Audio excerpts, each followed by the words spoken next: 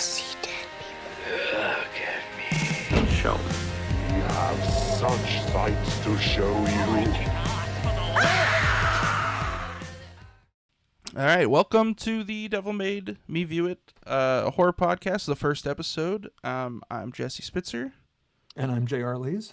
And we're just gonna, this is the first episode, so we're gonna do a little introduction about who we are in relation to each other, in relation to horror, and in relation to the show. And then we're gonna dive into our discussion of The Shining. So stay tuned. I guess the first thing we kind of want to talk about is who we are in relation to horror, in relation to each other, how this show kind of came to be. My name's Jesse. I grew up not watching horror pretty much at all. I know. My mother was a huge 80s horror fan, which led to me watching things like Nightmare on Elm Street when I was very young, and was terrified of it, among other 80s classics and things. I avoided horror movie like The Plague until I was in college, even up to high school. I remember I was thinking about this last night. The movie Slither. I don't remember when that came out, but James Gunn. Yeah. There's a shot of Rooker from the outside of a window, and his face is all messed up, and I caught a glimpse of that, and I was in high school, and it gave me nightmares for like days. It was crazy. So I was very sensitive to that kind of thing. And then when I got to college, I met you, I met Andrew. I kind of learned that movies can be all kinds of different things, and I went into filmmaking. We both went to school for filmmaking, and the reason I originally was like, I think I was probably just really into like the Avengers or something, like I wasn't really a movie person. I had creativity, and I didn't know I was bad at drawing, so that was kind of the outlet. And then in college, I met you guys. I started watching movies outside of my comfort zone. Discovered horror is really cool.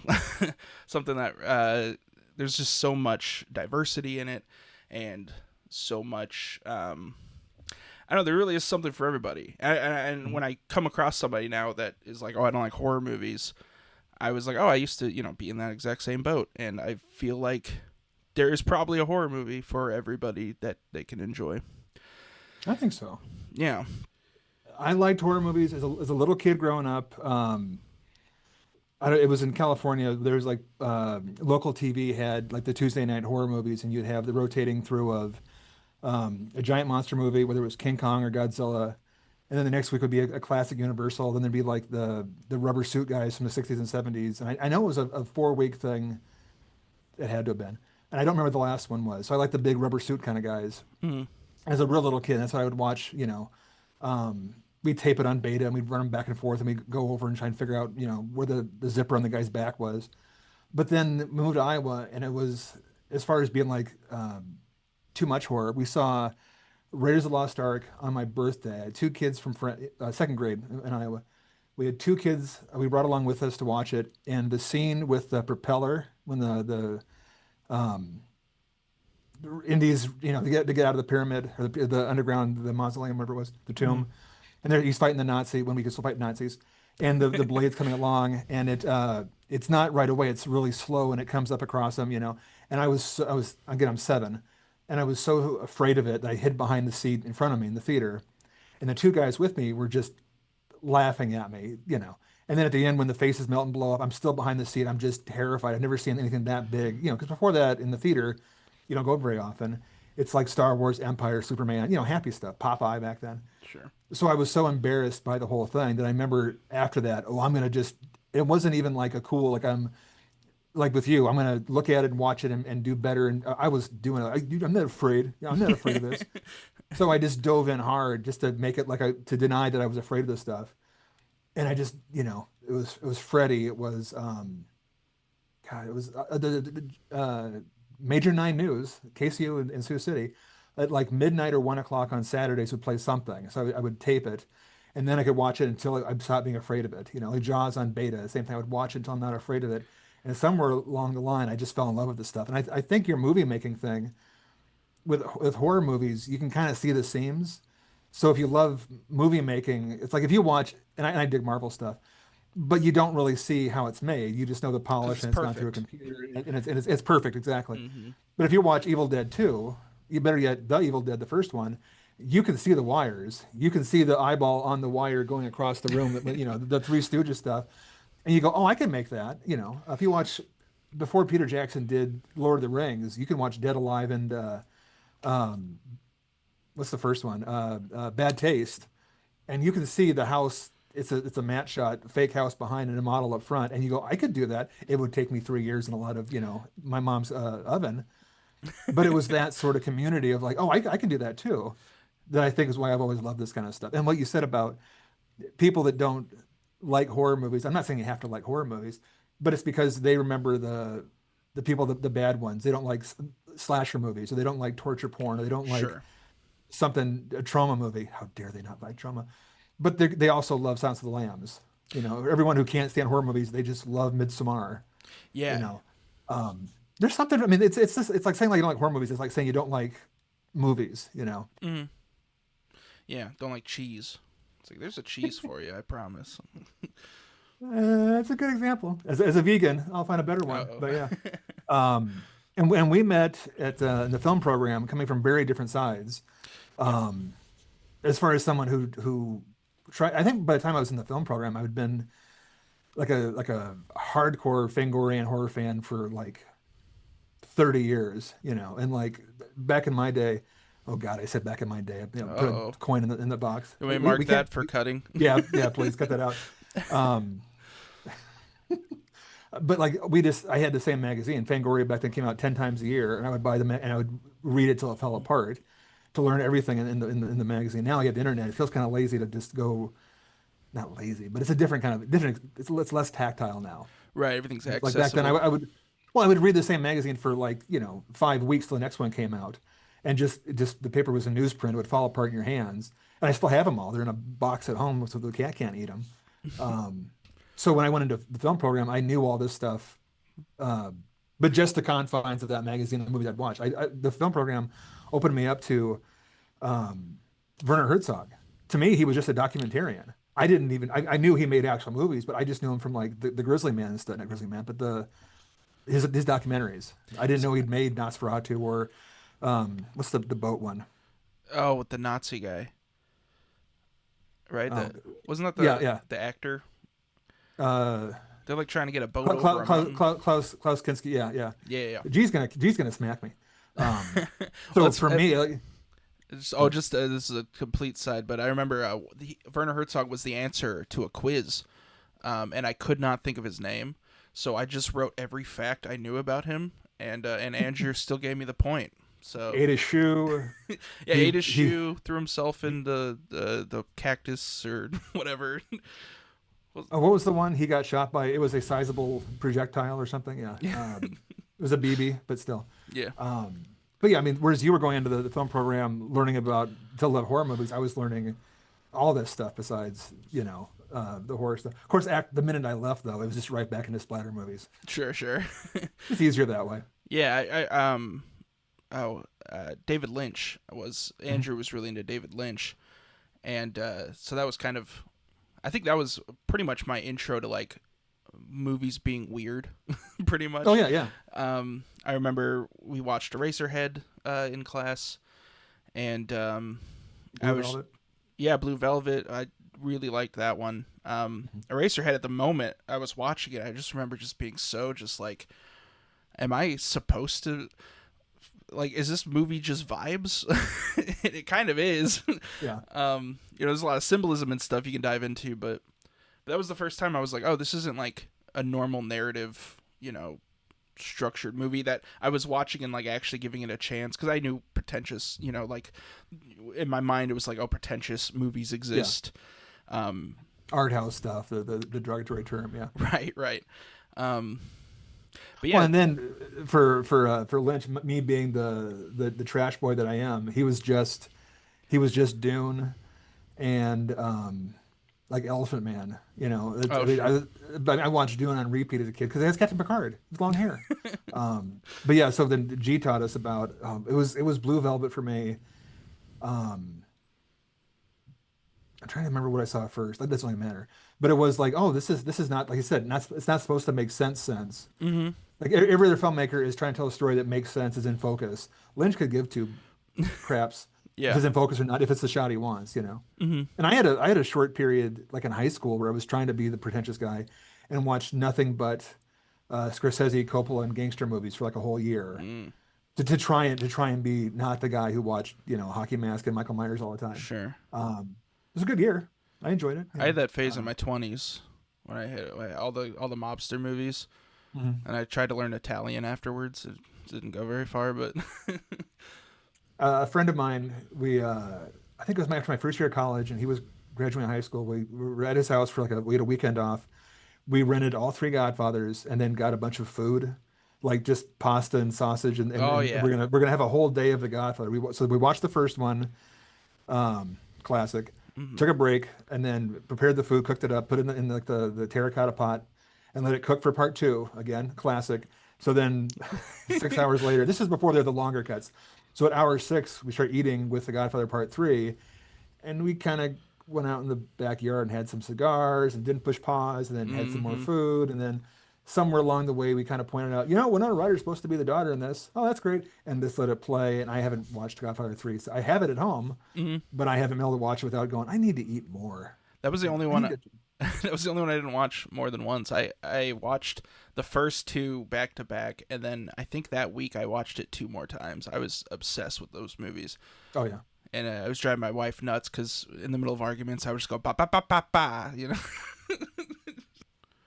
You are relatively new to it, and I'm kind of old school to it. And what I'm fascinated about is, like tonight's topic, The Shining. I vaguely remember a time when I didn't know the movie. It's one of those things where it's been on in my entire life.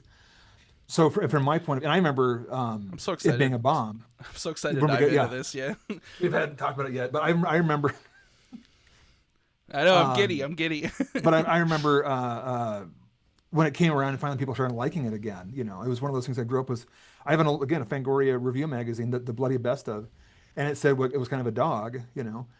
And now it's so revered. And I think it should be, but I'm really curious about something from your point of view, and not just on The Shining, but other movies where you're seeing it from the point of view of when you first see it. There's 10 of them to watch, whereas people older and then have back pain. Yeah. We had to wait a year between movies or 2 years for a sequel to come out. So when we had Or in this just case, Halloween, several yeah, years. several years, yeah, God, yeah. But yeah, I'm really curious to see your point of view coming at it when you've got, if it holds up or not, and when it's a new viewing now, because no matter what, you haven't isolated your whole life. You didn't just get this silver box of like, oh, what's this, The Shining? Yeah. It's this brand new thing. So Well, I'm that's really excited. something really interesting too, which we'll get into it once we start getting into the discussion. Is how much I knew from cultural, Oh yeah, but and how much of that I was wrong about. Mhm. Which is really interesting because there was moments in the movie I'm like, oh, that's what that is from. I didn't know that. So yeah, it's exciting and yeah, I think kind of out of just coincidence, very recently I kind of reached out to you for like Italian horror picks and things because I was yeah. just trying to kind of branch out even further and yeah, and I think while watching all those I knew nothing about at all. That's what. So yeah, And yeah, and just I think we had a lot of cool conversations about that and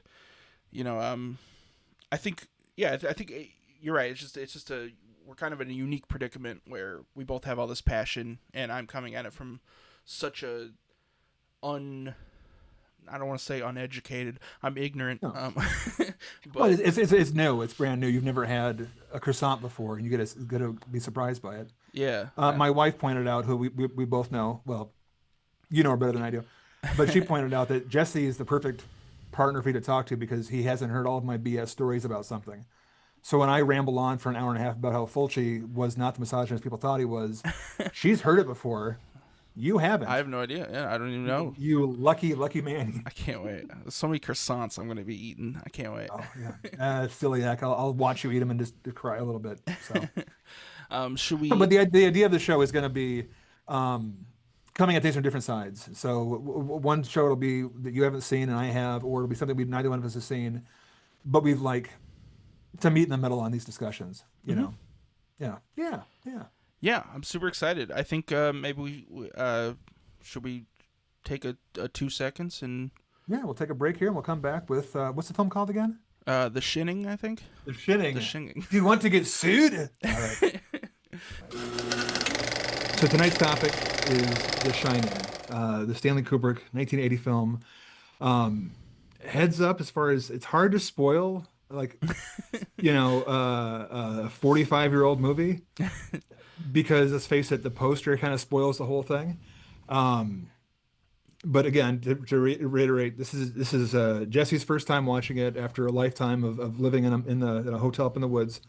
And I've seen this thing actually, countless times, but probably sat down to watch it like intently. I'm guessing about maybe 5 times, to be honest, when I'm actually watching it, not on my phone, not reading something, because it used to be background noise. I would play it. It's great as a vibes. kid. It was just the score was so great. So I'm very sorry if we spoil something by accident, but the story is you have Jack Torrance and his wife Wendy and his son Danny.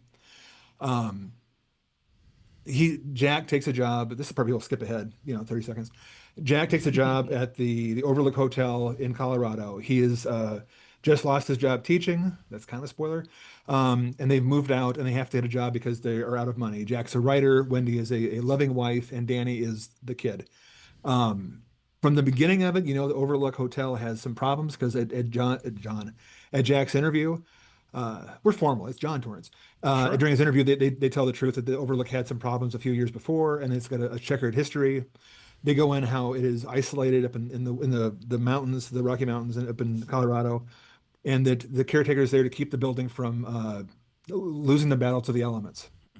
They'll be snowed in. The road's gonna be covered up because of Deus Machina, as G would say. It's the G show. Let's face it.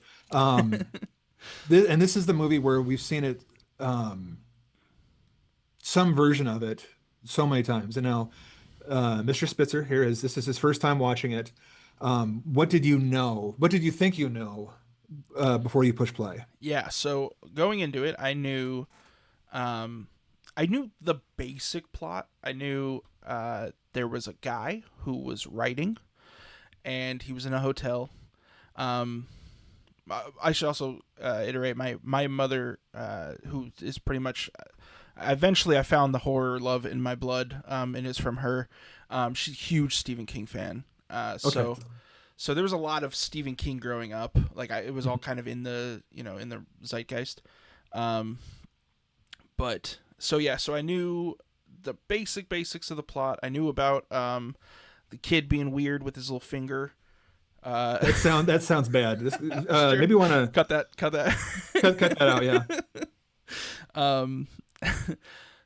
We've all done it. It's okay. Yeah, and then I knew red rum was something. And I knew it was murder backwards, and that's cool. I knew. So do we want to have like a spoiler warning? I think we said at the beginning, but there's really no way to keep talking about this. Yeah.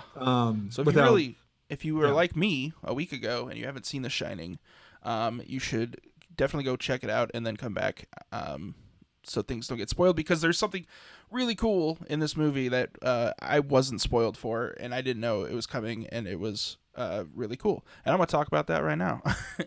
I knew all work and no play makes Jack a dull boy. Yeah. I knew that line was a thing. I thought it was a spoken line. Oh, really? Okay. I had no idea the context. The reveal of the context is so good. Like, so good. genuinely just like a moment of like, wow, that like just really, I love in movies when something happens that changes the context of a previous scene, and just like the next time you're watching it, it's like, oh my, like now I know. Okay, now let's put a pin right there. So if anyone isn't watching it and not caring about spoilers, when they're in the hotel, they've got 5 months there. Jack is supposed to be the caretaker. Wendy is the wife along for the ride, so to speak, and then Danny's the 5-year-old kid. What happens almost immediately is Wendy does all the work while Jack goes off and writes. Has the biggest table in the world. King has talked about, and I think it's an allusion to his disdain for the movie. When you're writing at your desk, don't put the desk in the middle of the room. Put the desk against the side of the wall to show that writing is not the most important thing in your world. In the film, he has the giant dining room table in the middle of a ballroom, pretty much, or this giant hotel lobby. I love that room. Oh, I would murder for that. And he's typing away. He's typing away you see Wendy fix the boiler. You see Danny writing through the whole house. You see Wendy taking care of the kid. And Jack's typing, or he's not typing, but he's working, and he gets mad when Wendy interrupts him. And he's obviously Jack Nicholson being Jack Nicholson. But whenever they come back to him, he's in there writing. And he's been doing it for probably, it's a 2-hour plus movie, about an hour of it. It's more than just writing, but he'll cut back to him, and he's angrily writing, or he's trying to write, and he's not writing. He is stalling. He's block, but he's been typing and you see the stack of papers on his desk, getting more and more for an hour of the film, if not plus. Now the scene in which Mr. Spitzer's discussing, I want him to keep talking about the surprise because I'm getting all tingly because it's been 40 years since I've been surprised by that scene. Yeah. Another important note too is Wendy has been asking to see, when can I get the first look at it? And he was very protective of it. No one can see it. So the big reveal is when she goes down. I can't remember the exact context of the scene, but she's going to see Jack. He's not there. And she finally goes and takes a peek at what he's been typing, and he has just been typing, all work and no play makes Jack a dull boy, just over and over and over again. And what's crazy, because that's already like, I was like, oh man, because once she starts flipping the pages, it's like, oh, okay, he's been doing this for a while. But then as she's flipping it, he's like changing the format of the pages as if he is writing something. Like it's so good. And I think it implies that he's from the get-go, he's kind of lost. He's been nuts since day one. Yeah. And that was just such a cool moment, and I'm so glad I was able to see it without knowing that was the context of it. I probably knew at some point in my life, but I'd forgotten because it is so such like a famous line. The other thing that blew my mind, I had like motion sickness from the whiplash of this. Here's Johnny acts in the door. So in that scene, for context, there's obviously I don't even know if I need to add context. This might be the most famous line in movies ever. But yeah, he hits the door with the axe. He breaks the door down with an axe, puts his face in the hole, and says, "Here's Johnny." Well, that scene, originally he's chasing Wendy into the hotel room, and then she also locks herself behind the bathroom door. And he breaks down that first door, and he yells in, "Wendy, I'm home." And my brain exploded. I was like, I thought the line was, "Here's Johnny," my whole life. Like I was genuine. I think I even paused the movie and was like, what the hell? And then Mom lied to me. But then, then he breaks down the second door and says the line, and everything kind of, I was like, oh, okay, there's just two doors. I thought that was kind of a funny moment. Yeah. But yeah, that's pretty much everything I knew going into it. Now, a question for you, as someone who's knew the line, what does "Here's Johnny" for you mean? Is it just The Shining? No, I know the context. Was it Johnny Carson? It's Johnny Carson, yeah. Yeah. But I mean, when someone walks in the door and says, "Here's Johnny," are you thinking of Jack Nicholson? Or are you Johnny Carson first? No, Jack Nicholson. See, that's a weird. And I knew "Here's Johnny," but it's for a bunch of years, and like Carson's Tonight Show. But somewhere like in the the miasma of my brain, it's full of The Shining. Yeah. And when someone mentions that it's Johnny Carson, I'm always like, Oh yeah, I forgot about that guy whose career was the biggest name for the longest Right. time. He hit the outside door at the hallway door. He's hi, honey, I'm home. Mm. Um, and then the inside door is here's Johnny. Now I bet you I've seen more than five. I don't know how many times I've seen it.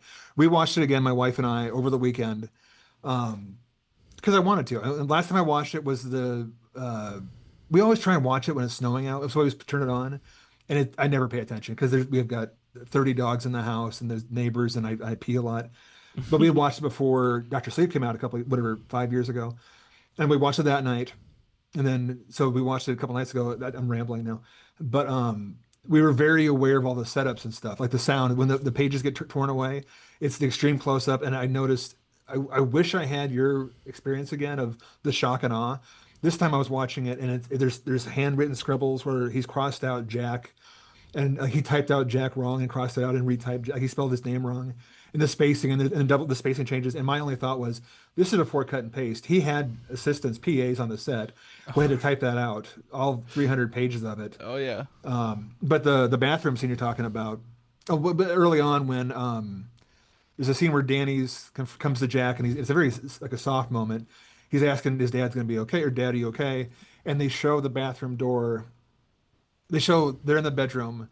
They go through the front door where he has the honey, I'm home. They show the bathroom door to the bathroom. That's what a bathroom door is. Correct. And you see the window on the far side of it, and you see the stuff on the windowsill. So they literally show the whole geography of the room. Yeah. So you see both doors, and the bathroom door is the red rum door, which we'll discuss in a minute because you should bring that up. I never thought of it till right now, but this time watching it, my wife pointed out that the beginning they're speaking in just platitudes. Everything that you ruined me for John. I know. It should have been John. You're right. Everything Jack says, he's talking like, my wife's a verified horror movie, fan. Oh, we're gonna be great. They're all talking like they're on a TV commercial, and it's not bad acting. It's like Jack, not John, is presenting himself as the perfect husband. And then when they go through the tour, he's all super nice to the bosses, and then he's kind of cold to his kid and wife, right? But he's just talking like a TV commercial. My wife pointed that out. She's smarter than I am. She'll tell you that herself. So at the end with Honey, I'm Home, and then here's Johnny, he's still talking like a TV character. So that has to be intentional. But I know from the making of, they went through more than one line. I don't think here's Johnny's in the script. It was other things. It wasn't like here's David Letterman, like the Simpsons. But he was supposed to say a bunch of things. I wonder, there's like 75 takes of Jack Nicholson doing the bit from the Simpsons, where it is, I'm Maury Safer, here's all that kind of stuff. Yeah. But the ones he picked, but I mean, it is, I would love to see those. The selective amnesia. If I can go back and delete a movie from my memory and watch it again. Yeah. Yeah. I'm glad you brought up The Simpsons too, because I guess that was another thing that I knew, because I had watched that.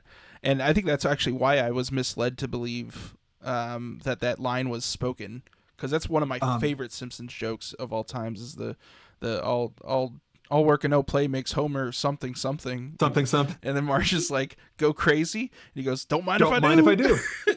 It's so good.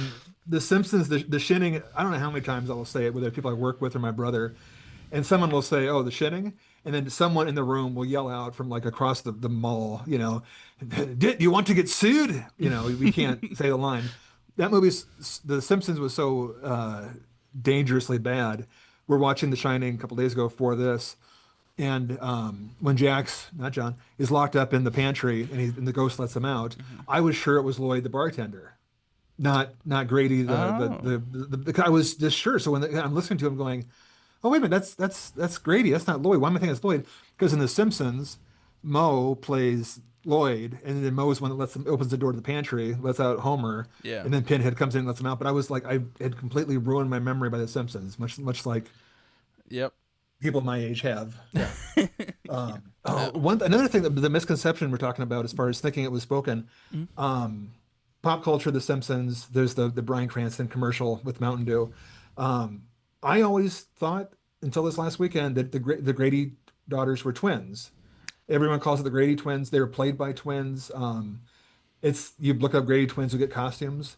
They're different ages. They're 8 and 10. The Ullman at the beginning of it describes them as being his daughters before he itty bitty bits of the axe, 8 and 10. And I'm going, wait a minute. Oh, is this a mistake? is this a room 237, which we'll probably talk about too. Yeah, yeah, No, they were just because in the book, which we'll also talk about, there's not two of them. It's just the one daughter. And for some reason, it was just I believe the hype that they were twins. yeah. I fall for a lot of things. I still feel like it's weird that they're not twins. Because they're dressed the Now, same, they look the same. Was it a mistake? Was it a mistake? Or was it? Were they Yeah. supposed to be twins, or was it a scripting problem they didn't do? I mean, when we say 237, anyone who's gotten this far, probably 237 is a documentary that on its surface is about the secrets and minutia behind Kubrick's the mystery plots, the hidden meanings, hidden symbolism. hidden symbolism, conspiracies with the moon landing that Kubrick did. I argue that it's actually about people that go into conspiracy theories. It is a lot of fun, but I don't believe that. He made a couple mistakes. I Sure. mean, if it was a scripting thing, it was a line read that Ullman says it was two. Kubrick goes, "Forget you. I'm Stanley Kubrick. I made 2001. Okay, I'm Spartacus. They're going to be twins." In the beginning of it, Jack's been sober for 5 months. A month later, he's been sober for 5 months. So it doesn't matter. Movies back in 1980 weren't meant to be watched over and over again, back and forth and rewound. You watched them in a theater, and then you watched them again 5 years later on TV. Yeah, yeah. It's fun to think about the theories. I always there's like a line for me where it goes from fun to annoying, and that's when you start like being like, oh, he intentionally, it's fun. It's like, why are they twins? I don't know. Like, there are fun theories about it. There's a theory I read online about how like all the haunted things are actually things that it was. I don't remember exactly how they articulated it. It didn't make 100% sense, but it was like that they were. It was essentially all the ghosts were like a rendition of the ghost from Jack's perspective. If that makes any sense. That he was, and this honestly makes more sense with the book. I assume, or the miniseries, which I should also say we watched. I don't know if you watched the miniseries in recently prior to this. About 2 years ago, I watched it again. Sure. But yeah, I watched the original, the miniseries, and Doctor Sleep for this. And the miniseries actually goes into like him finding the articles about the hotel and that kind of like shifting his focus and which would make more sense with that theory. But yeah, just theories in general, they're fun. They're fun to bring up. It's just annoying when people get a little too sure of themselves or sure of Kubrick. Yeah. Not making a mistake. Kubrick's he's the Batman of directors. If they ain't enough prep time, he's infallible. And that kind of takes away what we actually, the success of the movie. That it is, he's not infallible. But no, I think he's great. Yeah, the movie speaks for itself. I was our very tiny conversation we had prior to this recording. I mentioned that the movie's just great on its own. Like, I went into it with this mindset because I was familiar with that documentary as well. I was aware that there was a lot of symbolism that people like were picking up on, and I was actually kind of going into this movie ready to like kind of be exhausted by the end of it, trying to piece it all together. But no, it's just a genuinely really good, solid movie that has some flaws, and that's okay because that's how movies work. Well, yeah, I mean, any movie's a miracle that it's up there. Oh, geez, because compared to the book, I mean, there's a bunch of the thing about King didn't like it. He likes it better now. Because of it, and I'll probably discuss. We can do Doctor Sleep separately. Maybe we'll do like a Flanagan show because I think The Shining deserves its own discussion. I agree. I think because Kubrick, he got guff from like fans of King, and I'm a hardcore King fan. Me and your mom went to school together. That it didn't follow the book well enough because in the book, I really do think that the ghosts. It's not that the hotel's haunted. The hotel is tapping into something, an undercurrent, like the shine, that both Danny has and then Jack has, and the hotel is like a magnet for it or a divining rod for it. Yeah. So the idea that from the book, and I get that from the miniseries, that Jack's reading about the history of the hotel in the basement, and he's manifesting all the ghosts in the house, and they're actually all they're all that was anglerfish, the little light in front of it. The hotel's the fish, and then the ghost is projecting to catch people because it's trying to lure them in. Yeah. And that's the Shining. That's the book, and I love the book. One of the greatest first lines ever. I can't say it because it's TV PG. But I think Kubrick was making. He was trying to make his genre piece. If you look back at Kubrick stuff, he made a war movie, Full Metal Jacket. He made his horror movie, The Shining. He did his dystopian sci-fi with Clockwork Orange. He would have done AI if he gotten to it. He had, I don't know where Eyes Wide Shut falls into it, but it kind of fits. He did his historical pick with Spartacus. He's got, help me out. You're smarter than I am. What's the black and white Lolita. one? Strangelove. He did his war comedy. So he did it, but if you go by the genres, he did a comedy, a war movie. This is a horror movie. And if you look at it, it is the totality of what he thinks a horror movie should be for a guy who's an atheist, on paper, of what's going to be scary. And I think why I love it so much is it is so different. Like the trope, you mentioned it, how the all work and no play makes Jack a dull boy reveal. Mm-hmm. She's going through it. Your senses are heightened, right? You're freaking out. You should have a scare at the end by the trope of it, and then have something pop up again. What you have is the camera comes up behind her, right? And then so someone's behind her, and then the standard horror movie machinations would be he pops out, or there's a jump after she's done the whole buildup of the pages. Mm-hmm. But no, then Jack edges his way into the shot, and it kind of King King wrote the miniseries, and he doesn't know what he's doing. He's making a horror movie. This is the only reason I know this is because he talked about it. Him walking into the shot ruins the scare build, and I'm like, I think Kubrick was doing a thing a whole different. He wasn't making pizza; he was making something entirely different. Yeah. He was trying to make pizza, but it's like when the caveman did the painting of a horse, never seeing a horse.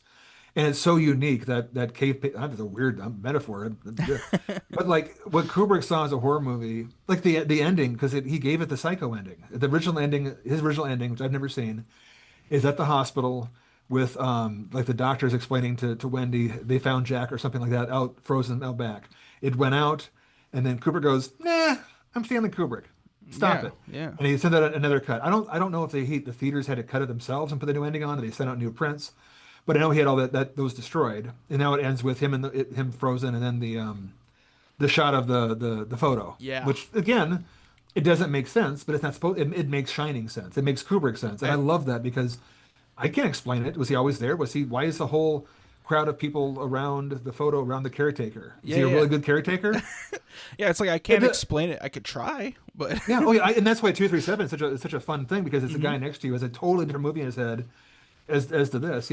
The fight of 237 in the movie up to a point, all the ghosts could be in your head. It could be in Jack's imagination or Danny's, because they have the shine. Mm-hmm. And until the point where the ghost lets Jack out of the pantry, because the door opens up. We don't see it, but the door opens up, and I've heard people go, "Oh, that just means that the Danny came down and let him." Whatever. It's a movie. But it could all be in their head until Wendy sees a balloon float by, or the blood pouring out, and it's like, is that in her head or something, or what is it? It doesn't matter. It's Kubrick thought it was scary. Yeah. I don't know him. I haven't read the guy from the Toy Story guy, the Taschen book. One of the guys that made the Toy Story movies is the world's biggest Shining fan. Oh, really? If you watch the Toy Story, the carpet in the next door house where all the ripped up toys are, it's the Shining carpet. Seriously, there are shot there. Oh, you got it's $100, and if you give me a kidney, I'll get it. Where he goes through, he has the biggest collection. He has the axe, he has the jacket, all that kind of stuff. Oh wow! But he puts the Shining in everything he does. It's just because he loves it. Is it Lee Urkel, I think?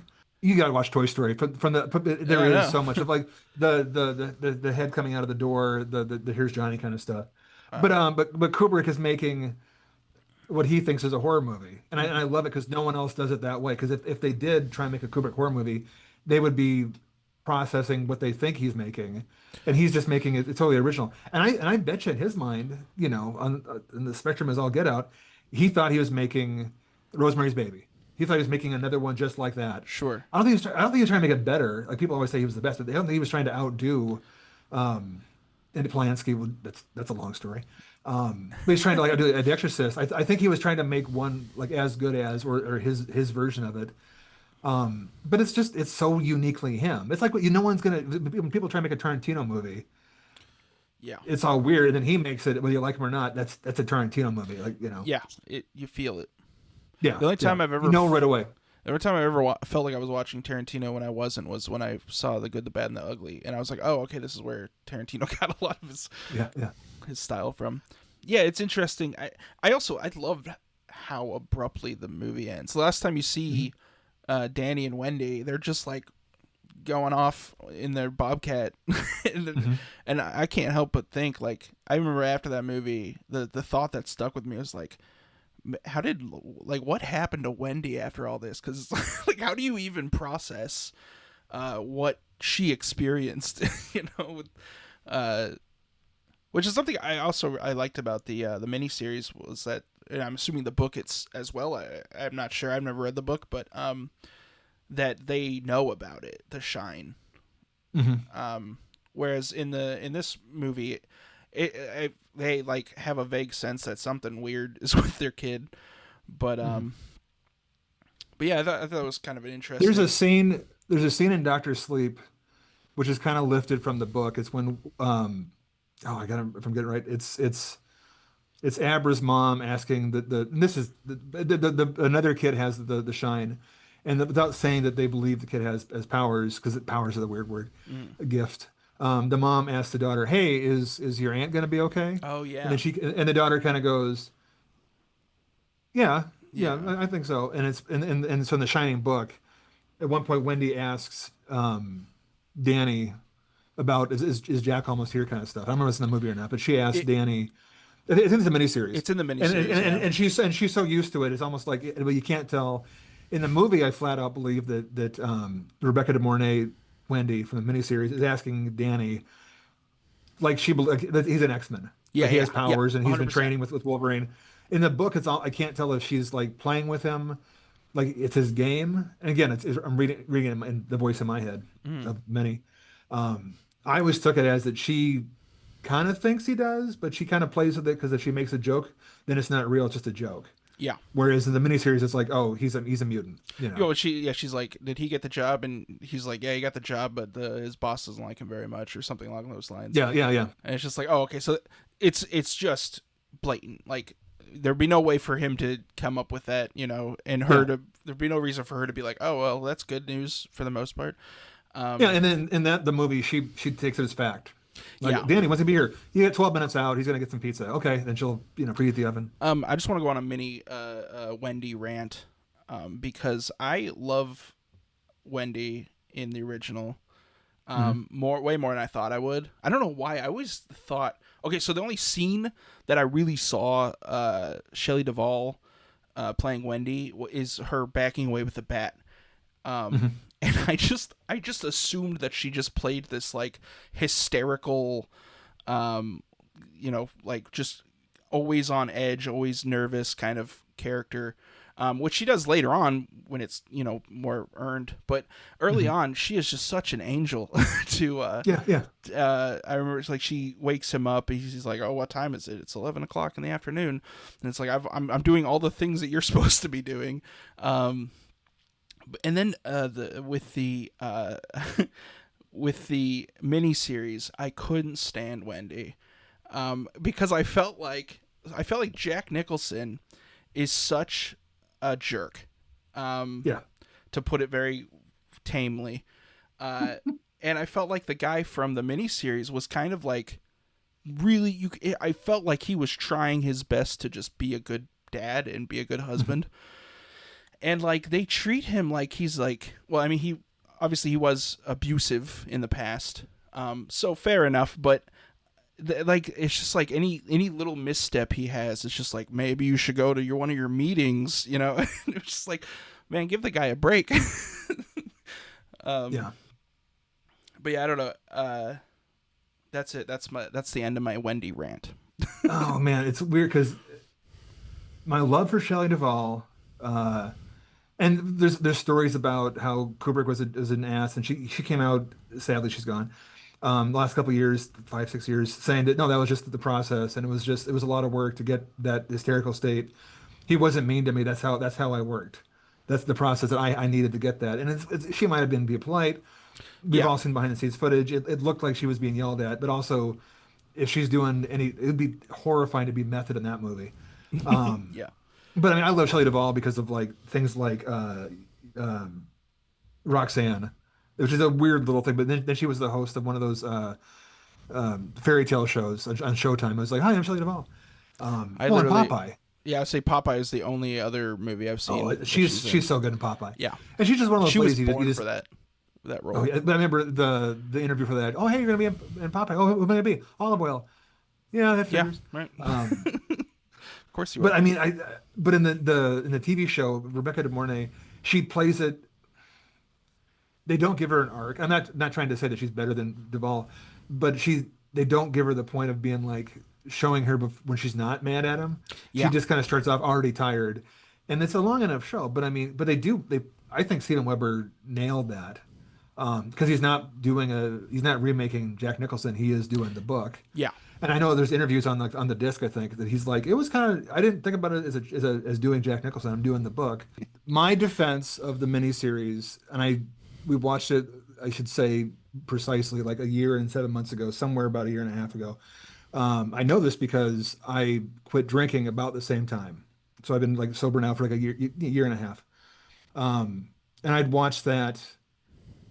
Oh, before I'd quit the miniseries, and I saw a lot of stuff in it. And it was like kind of dismissive of it, because it's not the Kubrick one. And then when we watched the Shining 1980 a couple days ago, now being a year and a half sober, I'm not talking anything, but I am. I remember thinking my letdown watching it again. It's a great movie, but it didn't feel like he was actually having problems drinking. Whereas in my head, I kept comparing Nicholson, like, oh, Weber did it better. And I'm never saying that out loud in public. Uh-oh, shoot. But as someone who's, and again, that's why I remember he's 5 months, 6 months sober. That's wrong. He should know his numbers.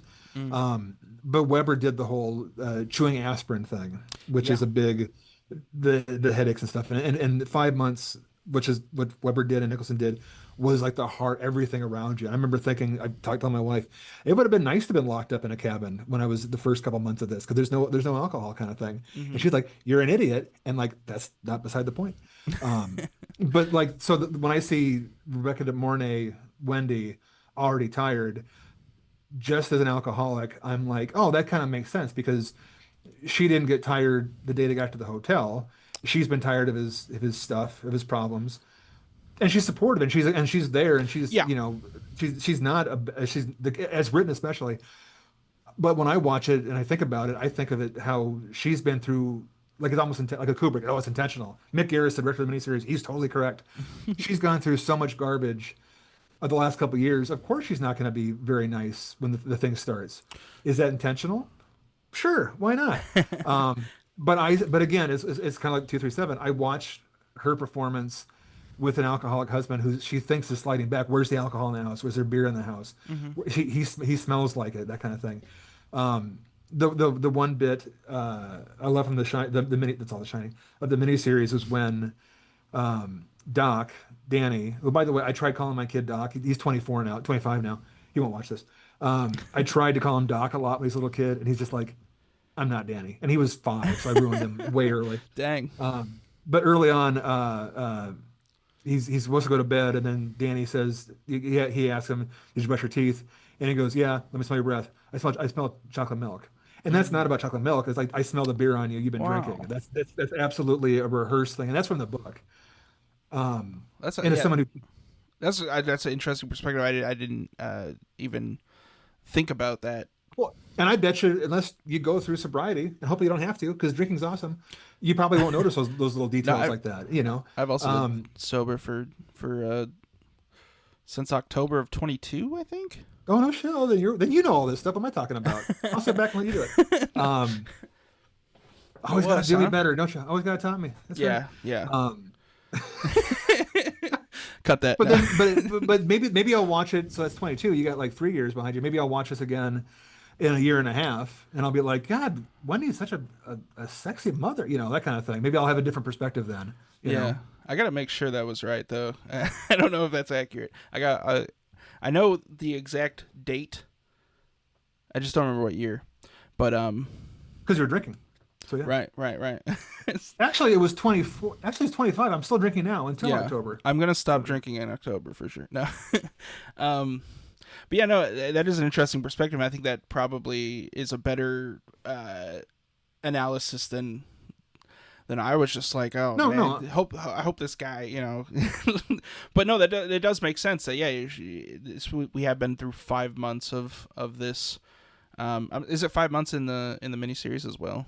I don't remember the dates on it. I know it's the movie and the book. I think it's 5 months, and then obviously the clock goes on. Yeah, I will say, I liked the miniseries. I didn't like it as much, but I thought there was a lot of really good stuff in there, and one of them is that I think I like Jack Torrance as written. Like if I had to compare the two, I like the arc that the miniseries goes through because he has an arc. He has an arc, right? Whereas Jack Nicholson kind of is just kind of mean right out of the gate, and I don't know. I also really like the performance that he did. Especially like when it gets near the end and he's really losing his mind and his face is all busted in and it was great, but Jack Nicholson, obviously, hot take here, he also did really good. Yeah, he's going places. You think so? I hope so. I think so. This is, I think the alcoholism thing is probably what we're talking about as far as coming at it from having seen the movie for 45 years, and then you're seeing it fresh. Yeah. So I'm not saying that the more times you watch it, the more observations, but like sure, when you're sitting on that blanket for so long, you notice those kind of things, right? Which is what 237 is. It's like all the Indian, all the Native American cans, and I think the brand name, it must mean something. It was 1979. That's every brand we had was that kind of. I don't think King cared that Kubrick replaced the hedge animals with a maze. I don't think King cared that he didn't, the Kubrick, spoiler again, didn't blow up the hotel. I think King cared because he wasn't sober yet, so it wasn't like he was worried about how the alcohol was depicted. But I think King cared that Jack Torrance was King's avatar character, and he didn't have an arc. Whereas in the book, Jack Torrance, being Stephen King, doesn't murder his whole family. He, at the very end, spoiler alert for the book, tries to fight it, and there's moments where he holds back, and I think Mick Garris in the miniseries does a great job of having Weber forcing it. People call it he's holding back a fart acting, but he is the hotel's making him try and kill, and he's stopping it. That's the whole moment. Yeah, that's the whole moment to it. Whereas I've heard people say that when Jack Nicholson is going through the hedge maze calling for Danny, that a couple of those Dannys sound like he's trying to save him from freezing to death. And I'm like, oh, that's fun. It's a stretch, but and it's kind of fun to watch the movie that because he's in the backyard. I don't think this is in 237. But it might be because he's in the backyard. Just with the swings when he's in the maze behind the hotel. Yep. He's far enough away that Jack's doing better. I think he's just yelling and out of breath. I think I don't think Kubrick was trying to play the card like that. But I think he's outside of the ghost zone. Yeah. There's a perimeter of salt around the whole building. I think the bit with Steven Weber with the wasp. I mean, as a father, and not a good one. Me and Jack, he has in the book. There's a wasp nest that the character kills the wasp nest. He thinks his kid will like it. He puts it in he bug bombs it so they're all dead. Mm-hmm. Puts it in his son's room. The wasps aren't dead. They're zombie wasps. No, they just come out. They sting the kid. It's terrible. And he's so mad at himself, and he kills all the wasps. Jack does, and he's going to sue everybody. Sue those bastards for having a defective can. Yep. That's funny because when I watched that the first time in like 99, 98, whatever the movie was, I'm like, oh well, wasps are terrible. Why'd you do that? Watching it a couple years ago, I'm like going, I would be so mad at myself for doing that. I would get mad at the wasp when your kid trips and falls and skins on his knees, you're mad at the sidewalk. The kid Yeah. fell. It was an accident. No one. There's no maliciousness to the sidewalk, but you go kick the branch. How dare you? Yeah, that's something That kind of thing. interesting. Is when I'm watching the original Shining, I feel bad for Wendy and Danny. When I was watching the miniseries, I felt bad for Jack pretty often. Like A whenever lot of there's it, yeah. those big mistakes where he does what, like the kid gets hurt with the hornet's nest, I really was like empathizing. It was like, oh man, that would suck so bad to like as you were just saying, like, you could see yourself doing something dumb like that, and then it's like, yeah, who am I supposed to get mad at? It took you 30 years to catch up with this film. Yep, Okay, do you suggest people watch it? 100%. 100%. Yeah. What do they need to know going into it? Again, at the end of the podcast, when we've spoiled everything, Yeah. what do they need to know going into it? I would say go into it knowledge-wise. I mean, you don't really need to know much. There's probably a lot you already do know if you haven't watched it like me. But I think the most important thing is go in with don't go in expecting, 2001: A Space Odyssey I've never seen that movie either. But I know that people talk about it being confusing or whatever. Yeah, yeah. No, it's just let the movie tell the story. It's a good story. It's done very well. It's shot very well. Acted is obviously incredibly well. Yeah, it doesn't really need. It doesn't really need you to go to try to figure it out. It lets you know what it wants you to know, and it's great. It's really good. It's like the hot take. The Shining's amazing. Yeah. It is exactly what it wants to be. I think he made just this. That's why it's called Kubrick's The Shining, not Stephen King's The Shining. Yeah. But I mean, it is one of those. I'm happy to. Okay, put the movie aside. I'm so happy to watch it with you for the first time. Like, you shared this with me, and this sounds like a deflowering joke, but no, it's a neat movie to share with you. I mean, I've never seen Fight Club. I talk about it all the time because I like to break rules. But this is kind of this is like a cornerstone of like America's cinema. There's so much after you could call it like Star Wars is the first blockbuster, and Jaws is the first blockbuster. Jaws is the first blockbuster.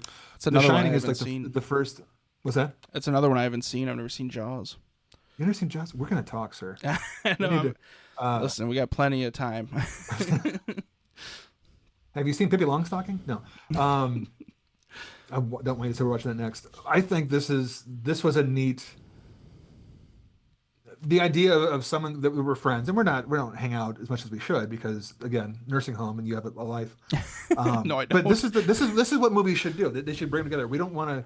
No one's gonna be sitting down talking about a movie they don't love. Yeah. I'm not gonna say, hey, next week, Jesse, we're gonna watch. I don't want to be negative, but I know. I can't thought I had stand. the same exact thought. I was There's like, so many movies I don't want to be. But this is movies can be celebrated. It used to be. I don't want to sound like Grandpa sitting on the porch. Although I have a porch and kid doesn't have kids. Used to be you saw a movie and you went out for a drink afterward, or you sat by the car in the parking lot, and then talked for an hour and a half about the movie. And this is what The Shining is. I think it's this kind of a talk. Mm-hmm.